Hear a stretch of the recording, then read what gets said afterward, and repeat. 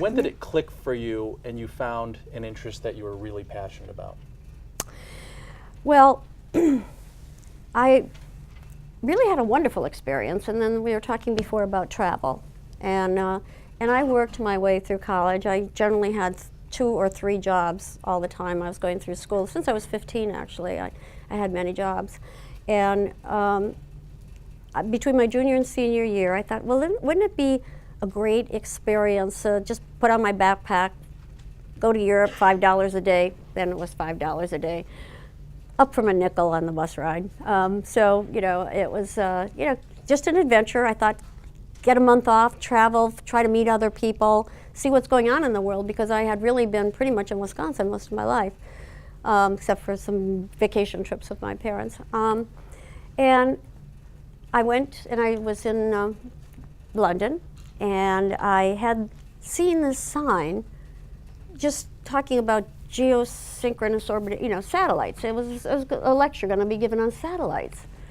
And I was always fascinated with space since Sputnik. Sputnik was 1957.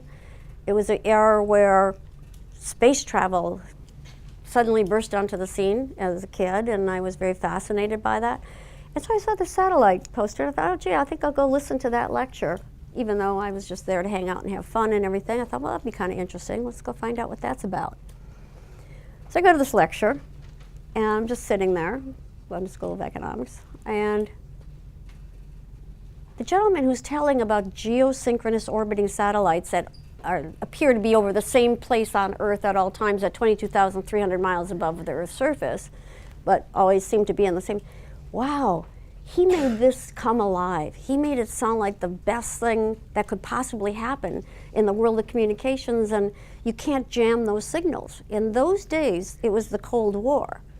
I mean, we didn't know what was behind the Berlin Wall, which doesn't exist anymore. We didn't know what was behind the Chinese Wall. Today, it's a major tourist attraction, but we didn't know what was behind these different walls. And I thought, wow, this is really, really powerful, a satellite communication. You can't jam that, you can't prevent it from being received anywhere on Earth. Wouldn't that really be powerful to, have programming sent via satellite, around the world? And people anywhere could hear it. And I was very idealistic at the time. I was thinking about, well, lots of different things, but I just thought these satellites are so powerful that I left that lecture. And that idea would never let me go. And by the way, that lecture was Arthur C. Clarke, 2001: A Space Odyssey, and many science fiction. And probably the best scientifically grounded science fiction writer of all time. Passed away last year. But a great science fiction writer.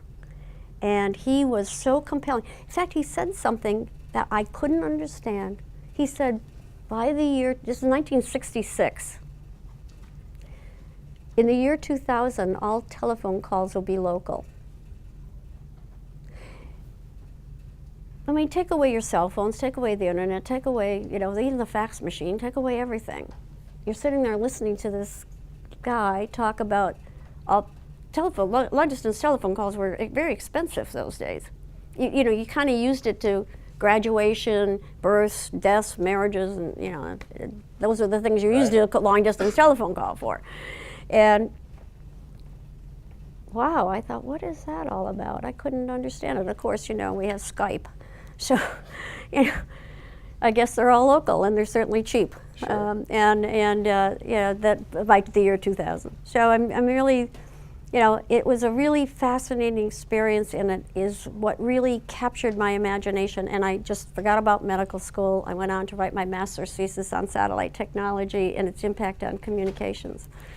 That was the beginning of my story, of really, my passion, which would never let me go. I could never stop thinking about these program networks that we could put on the satellite.